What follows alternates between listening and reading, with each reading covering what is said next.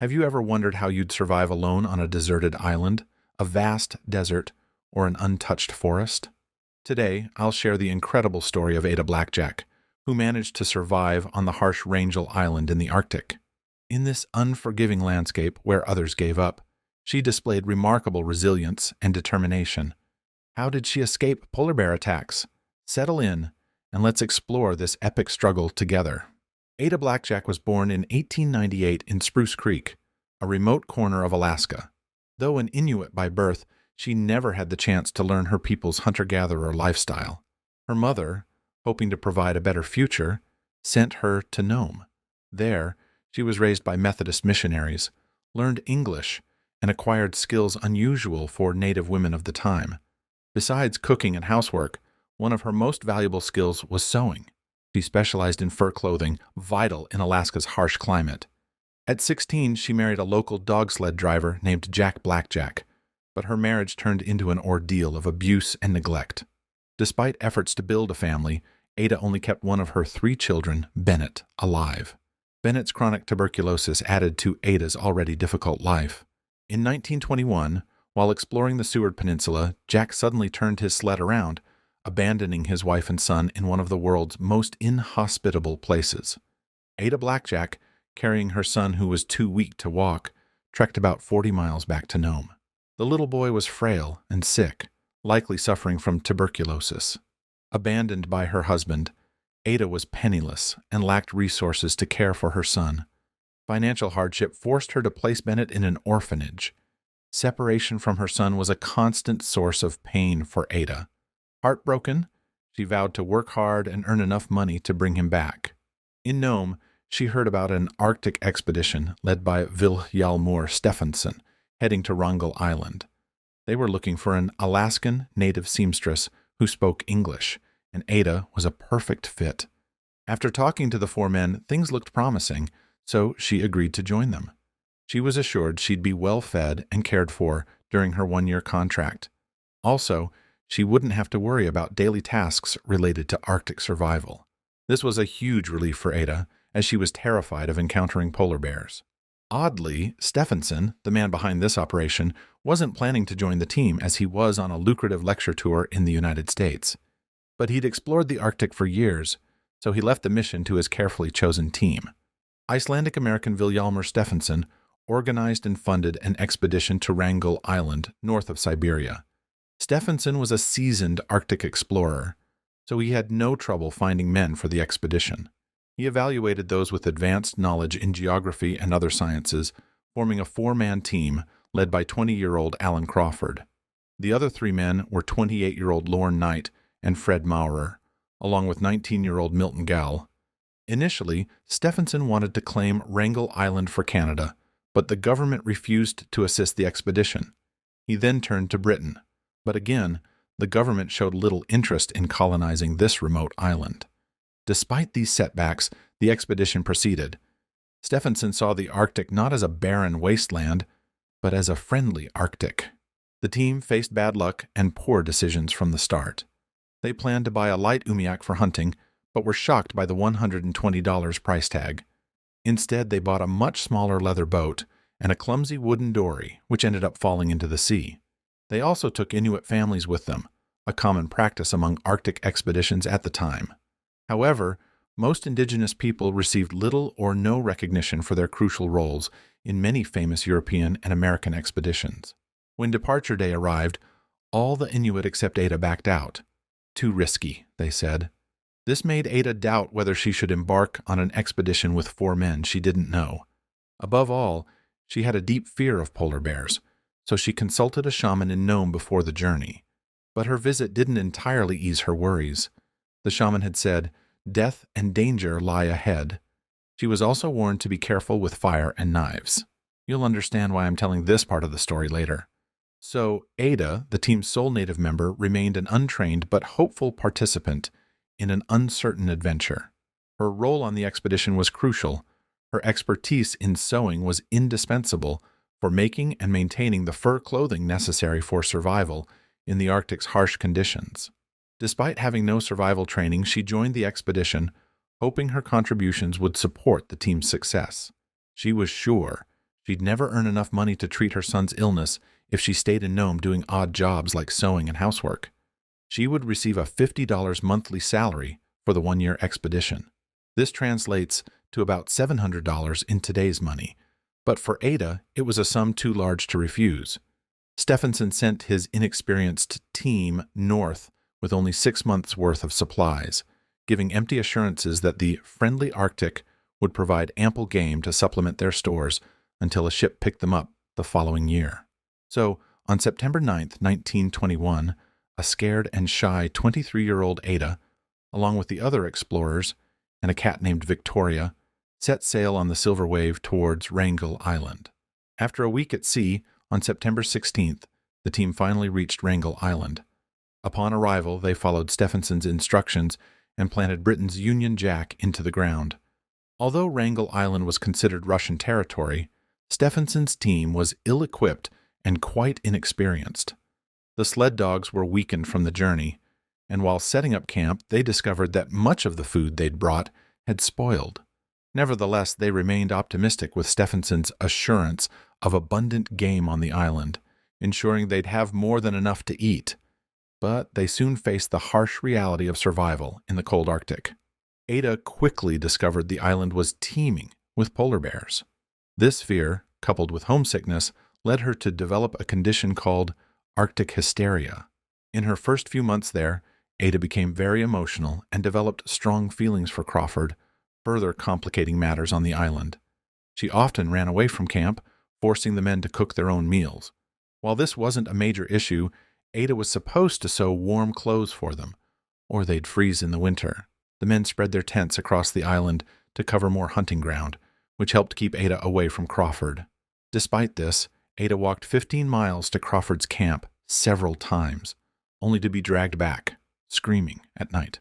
When winter arrived, the days were extremely cold and dark. Temperatures averaged around 22 degrees F, and due to the long polar night, the sun never rose above the horizon. There was nothing to hunt, so the men spent most of their day in their tents. Ada's behavior became a problem for the expedition. The isolation was taking a toll on her. She struggled with bouts of depression and suicidal thoughts, exacerbated by the men's insecurity and mistreatment. Remember the shaman she visited before the journey. She was terrified every time she saw the men's knives, and the shaman had convinced her to stay away from them. She knew none of the men particularly wanted her there, and they all regretted bringing her along. She believed night was going to kill her. Once, she walked into the snow with a bottle of tincture of iodine, planning to drink it to kill herself. Another time, she wandered away from camp, following fox tracks, believing spirits disguised themselves as foxes, and if she found them, she'd be treated well. But the men regretted bringing her, and her behavior needed to change, so they told her she'd have to sleep outside if she didn't do her job. They mocked her skills, refused her food, and subjected her to harsh conditions, including tying her to a flagpole. Despite these hardships, Ada survived, finding small joys in sewing and occasional camaraderie with the team. She eventually changed and started working very productively. Fortunately, when summer arrived, there was plenty of wildlife on the island, just as Stephenson had promised. But summer wouldn't last forever. The group anxiously awaited a ship's arrival, but sadly, no one came to rescue them. Unbeknownst to the team, the teddy bear, the ship tasked with picking them up, had to turn back due to being trapped in ice. Captain Joe Bernard realized there was no way for the ship to break through the ice and had to return, leaving the group to survive for another year. As the ice began to encircle the island, hopes of a ship arriving dwindled. Their only option was to prepare for winter. By the end of September, wildlife started disappearing, and the group's food supply was rapidly depleting. Their stores couldn't possibly last through the winter, and they soon began to starve. By January 1923, the situation was dire. Not only was the group battling starvation, but 28-year-old Lorne Knight was also very ill. He was showing signs of scurvy, and his condition was deteriorating. With their food stores empty and hunting proving fruitless, the group decided they couldn't stay where they were. The men soon realized they had to seek help quickly. With heavy hearts, 3 of them decided to leave, promising Ada and Lorne Knight that they would return swiftly. They believed their chances of reaching a distant location were higher if they traveled light. Lorne Knight couldn't go with the other men due to his suffering from scurvy. Ada, with her limited survival skills and heart full of hope, watched them leave, clinging to their promise of a quick return. Little did she know that these men would never be seen again. On January 29th, Crawford, Moorer, and Gall decided to seek help. They hoped to cross the 435-mile frozen stretch of the Chukchi Sea. Meanwhile, Ada was left alone with the bedridden Knight and the cat, Vic. Still, she did her best to care for him, taking on the roles of nurse, friend, and servant simultaneously. Yet, she still had to provide food for both herself and Knight, meaning she also had to serve as a hunter and cook. How did she survive while caring for the sick Knight without the others? Keep watching and find out. By March, Ada had significantly improved her survival skills. She developed a successful method for luring and trapping Arctic foxes, and also started shooting birds for food. Unfortunately, Knight, due to his helpless state, often yelled and screamed at Ada. Every morning and evening, Ada heated sand to place on Knight's feet. She even emptied his chamber pot. Despite doing everything she could to ease his pain in the final months of his life, Knight never seemed grateful. Instead, he constantly criticized her for not taking better care of him. Knight's harsh words often brought Ada to tears, but she stayed strong and quickly returned to hunting. In her diary, she wrote about the hardships she endured while caring for Knight, saying, "He never thinks how hard it is for one woman to take the place of 4 men, do the outside work and hunt something to eat for him and make his bed and carry the ice in for him." Ada rarely shared her feelings in her diary, but one day, these challenges pushed Ada to her physical and emotional limits. In April 1923, she wrote, "He talks about my children and says, 'No wonder your children died, you never took good care of them.' When he talks about my children, my lost children, it breaks my heart. This is the worst life I ever lived in this world." But her resourcefulness and determination kept them alive through the harsh winter months. She soon overcame her fears, learning to use a rifle and hunt polar bears. She stacked boxes at the entrance of her tent, creating a makeshift cupboard to store ammunition, binoculars, and other essential survival tools. She also built a gun rack above her bed so she could be armed if polar bears got too close to the camp. Additionally, she constructed an elevated platform so she could spot and shoot polar bears from a distance. Also, despite their conflicts, Ada and Knight found solace in shared stories and moments of spiritual connection. In a gesture of trust and friendship, Knight gave Ada his Bible, which became a source of comfort amidst their isolation. After caring for Knight for 6 months, he finally passed away. Ada recorded his death on Golly's typewriter. The document read, "Mr. Knight died. He died on June 23rd. I don't know what time he died, but I am writing the date anyway, just to let Mr. Stephenson know in what month and what day of the month he died. Written by Mrs. Ada B. Jack." Following this, Ada left Knight's body in his bed and closed his sleeping bag. You might think she'd bury him later, but she didn't. Instead, she piled boxes on top of each other to create a barrier, making his body inaccessible and protecting it from wild animals. She couldn't bring herself to bury her former friend mentally. To avoid the smell of Knight's decomposing body, she moved to the storage tent. Ada survived alone for 2 more months. On August 20th, 1923, the Donaldson, a ship sent to search for Stephenson's team, reached Wrangel Island to rescue her. The crew was astonished to find Ada alive.